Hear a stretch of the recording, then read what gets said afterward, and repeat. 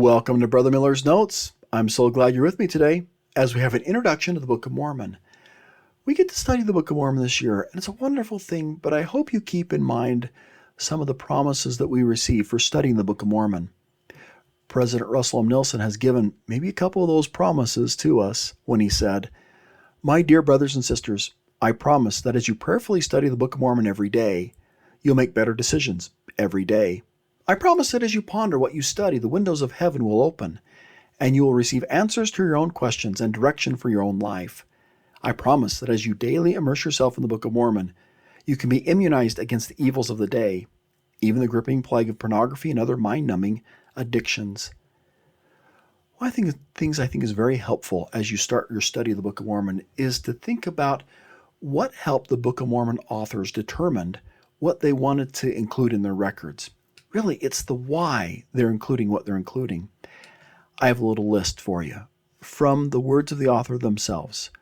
What helped them include or determine what they should write in their records? In 1 Nephi chapter 1, verse 20, you get the very first chapter. Nephi says, "Here's one of my purposes, to show unto you the tender mercies of the Lord." And you get the Book of Mormon ending in chapter 10 of Moroni, mentioning the tender mercies as well. They're bookend topics. And maybe there's that idea that Nephi says, "I'm going to show you." And at the end, Moroni says, "Hey, haven't you seen all these tender mercies that the Lord's given?" We should keep those in mind as we're praying about the truthfulness of the Book of Mormon. That's chapter 10, verses 3 through 5. In 1 Nephi 6, 4 through 6, Nephi indicates that one of the purposes is to persuade that everyone can come unto God and be saved. And if we skip to chapter 4 of 2 Nephi, verse 15, it's not just the everyday things, the common things, the things that are cute or nice. It's the things of his soul is what he's including. And some of the more popular quoted verses is 2 Nephi chapter 25, verse 26. But 23 and 26 give another purpose. Here's why I'm writing what I'm writing. He says, "I write to persuade our children to believe in Christ." But it's not just that, because a couple chapters later, he also indicates it's not just to persuade our children to come into Christ, but we're writing, we realize, to all nations of the earth. And that one of our purposes is to help everyone believe in Christ. The great editor Mormon, in Words of Mormon, he wants to indicate, here's why I'm doing what I'm doing. I'm trying as an editor to include things in this volume, in this book. He says, quote, "according to the workings of the Spirit of the Lord." I'm including what the Spirit's telling me to do as I'm editing out this entire volume. In 3 Nephi chapter 16, there is an indication that one of the reasons why is to make sure that Christ's words be kept and be manifested on the Gentiles. We got to record the words of Christ. And in Moroni chapter 1 verse 1 verse 4, it's at a time at the end of a nation, an end of dreams, and he realizes this is really isn't going to go to my children, but this is going to go to the world, and I want it to go and have things of worth unto my brethren. Okay, we got the whole nation, and even it's going to go any of my distant relatives, Lamanites, whoever it is. I want this to go forth. Now, the one that's not really in order, but I want to conclude with this one, is Mormon chapter 8, verses 35 to 38. There's an indication that Jesus Christ has shown you unto me, and I know your doings. What helps Mormon as an editor is to realize a little bit of what we're going through. He's shown what's happening, and he's trying to determine by the Spirit what to include that would help us in our day. I want to include one last message of the why we have the Book of Mormon. And the last message, the last words written on the Book of Mormon were not Moroni chapter 10. It was actually, here in the words of Joseph Smith, he said, "The title page of the Book of Mormon is a literal translation taken from the very last leaf on the left-hand side of the Book of Plates, which contain the record which has been translated, and said title page is not by any means a modern composition, either of mine or of any other man who's lived or does live in this generation." So maybe the last words written, and here's the title page, and it gives the second paragraph, reasons why we have the Book of Mormon. And so I'm just going to highlight it as I read through this second paragraph.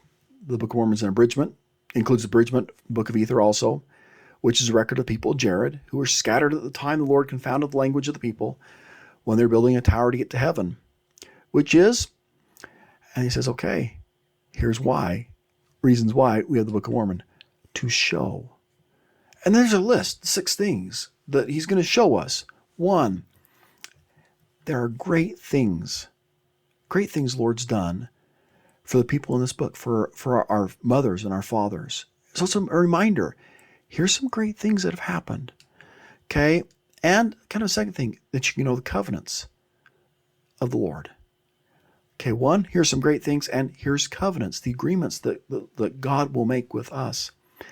And as a part of that is that we're not without hope.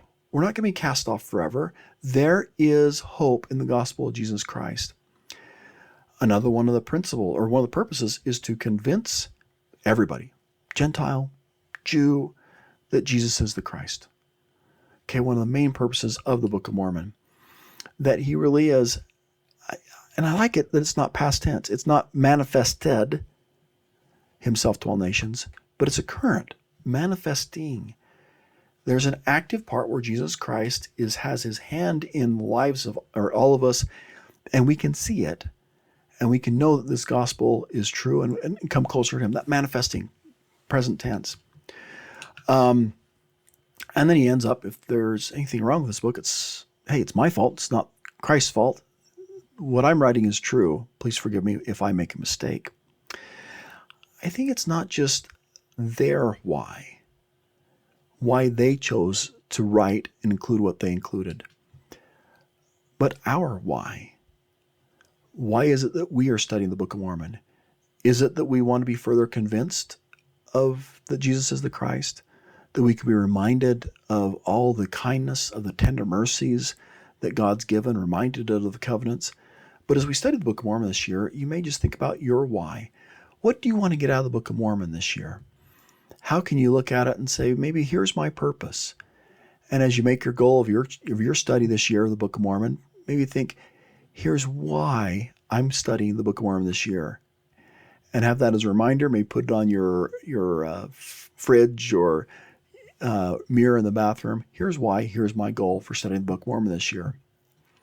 President Ezra Taft Benson, in one of his classic talks on the Book of Mormon, said, if they, now these are the authors of the Book of Mormon, saw our day and chose those things which would be of greatest worth to us, is not that how we should study the Book of Mormon? We should constantly ask ourselves, why did the Lord inspire Mormon, or Moroni, or Alma to include that in his record? What lessons can I learn from that to help me live in this day and age? Now, I just wanted to give a thought on the testimonies in the Book of Mormon. In the original 1830 edition of the Book of Mormon, the testimonies of the 3 and 8 witnesses were not at the beginning. And I really like that. You had Joseph Smith's introduction, then you had the Book of Mormon, and at the very end, you had, and this is a picture of an 18 original edition of the Book of Mormon, and you can see from the photo, it's at the very end. I like that. Here's an introduction. Here's the actual book. Moroni 10, 3-5, encouragement to get your testimony. And then here's a testimony of 3 witnesses and 8 witnesses. I think that's just kind of cool. In our edition, they've been moved to the front. You have the testimony of the 3 witnesses, which, as I read it, and as I read it again this morning, it is so much of a spiritual witness. They hear the voice of God. They're shown this by an angel. They talk about, we testify, we declare, we know, is very much a spiritual. And you get the testimony of the 8 witnesses, which I don't doubt that they felt the Spirit too, but it's, the angel didn't show them, it was Joseph. We felt these plates, it feels old, it looks old, we declare it's old. We know what we saw, and we know it's true. So there's also that little bit of element of, we have a testimony that we know it's true, but it's hard, it's physical evidence. You also have the testimony of Joseph Smith, which is a background to a testimony. But once again, I love the idea. You got 3, and then you got 8. There's 11. You got Joseph. There's 12. I like that idea of a quorum, of a testimony, a completion of a testimony, a testimony with power. But really, it doesn't matter if they know it. It's, do we know it? We can know the Book of Mormon's true. We can know it as we read it. I love going back to that talk from President Ezra Taft Benson. The major mission of the Book of Mormon, as recorded on its title page, is to the convincing the Jew and Gentile that Jesus is the Christ, the eternal God, manifesting himself unto all nations. The honest seeker of after truth can gain the testimony that Jesus is the Christ as he prayerfully ponders the inspired words of the Book of Mormon. And, one of the things that, if I'm teaching this, and sometimes I'm going to include teaching tips as long because something I love to do, it's fun to talk about testimonies. What are you going to do that's going to help your testimony as you're introducing the Book of Mormon? And just think, okay, how am I going to strengthen my testimony this year as I study the Book of Mormon? It's also one of those questions you could ask at the beginning. How has the Book of Mormon helped convince you that Jesus is the Christ?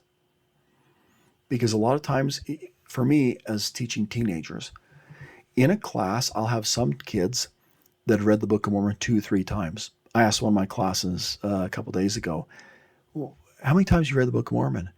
How many you read it 5 or more times? I had a couple of them that read it 4 or 5 times. And I had about third to half the class that have never read it. So it may be one of those times where people who have read the Book of Mormon, or if you're with adults, they can give you a lot of answers on this one. And I want to conclude one other thing that's in the introductory materials. In teaching youth, I'll talk to them, I'll show them a picture of an arch like this and talk to them about what a keystone is. And you've seen arches like this. Here's this stone right here is the keystone. It distributes weight to the left side and the right side of an arch, and that's why you go to so many of these ancient sites or see pictures of them, and the rest of the building's destroyed, but the arch still remains because it's distributed the weight pretty evenly.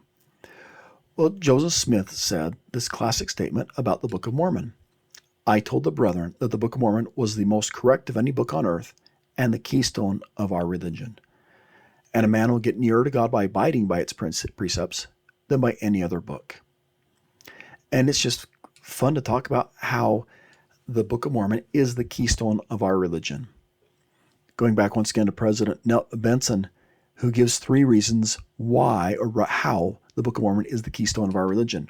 He taught, there are 3 ways in which the Book of Mormon is the keystone of our religion. It's the keystone of our witness of Christ. It is the keystone of our doctrine. It is the keystone of testimony. Hey, I'd invite you this week as you study the Book of Mormon, maybe you can consider sharing one of 3 things with a friend. One of the reasons that you like of why the authors include what they included in the Book of Mormon. Maybe you can tell a friend your why. Why are you studying the Book of Mormon this year? And your testimony of Jesus the Christ. Now, a couple notes. I'm always interested in your thoughts, comments, and suggestions. In one of my YouTube videos, just wanted to do a shout out. I had one of my former students just make a note and a compliment. I appreciate that. Thank you so much. So if you want to make a note on the YouTube, if you're subscribed, great. That'd be great. And I think off the left here, I've got hey, here's another video you can look at, or here is subscribe if you'd like to. You're also welcome to reach out to me on my Brother Miller's Notes Twitter handle. That's at Bro Miller's Notes, at Bro Miller's Notes. Just starting that up.